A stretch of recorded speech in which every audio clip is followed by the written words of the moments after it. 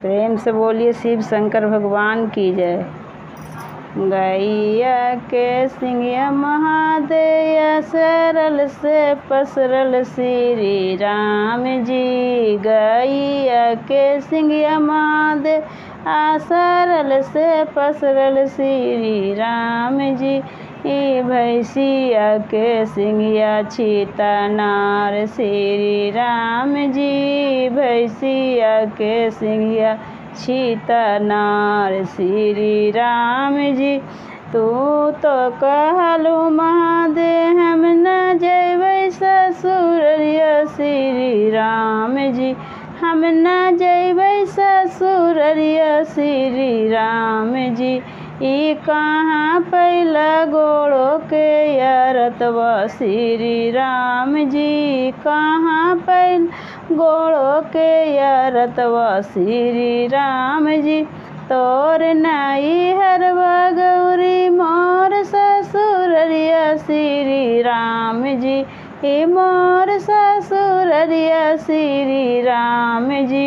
हे मालिन बेटी रा चले धमार श्री राम जी। मालिन बेटी रा चले धमार श्री राम जी।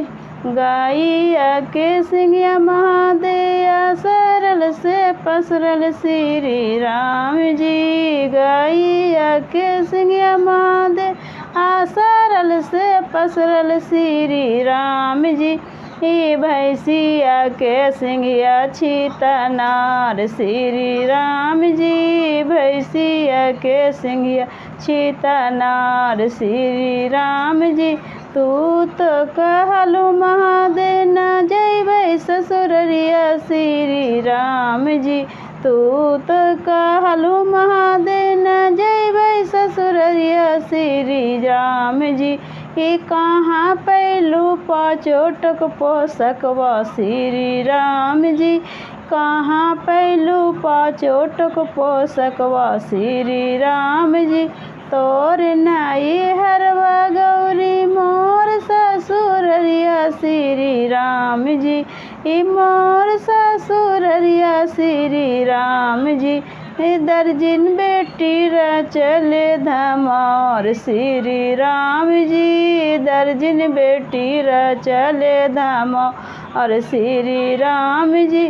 गैया के सिंगिया महादेया सरल से पसरल श्री राम जी। भैंसिया के सिंगिया छीता नार श्री राम जी। भैंसिया के सिंगिया छीता नार श्री राम जी।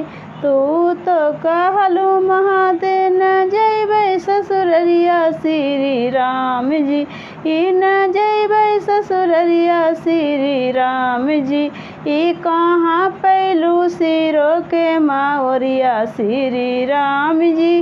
कहाँ पैलू सिरो के मावरिया श्री राम जी। तोर नाई हरवा गौरी मोर ससुररिया श्री राम जी। ई मोर ससुररिया श्री राम जी।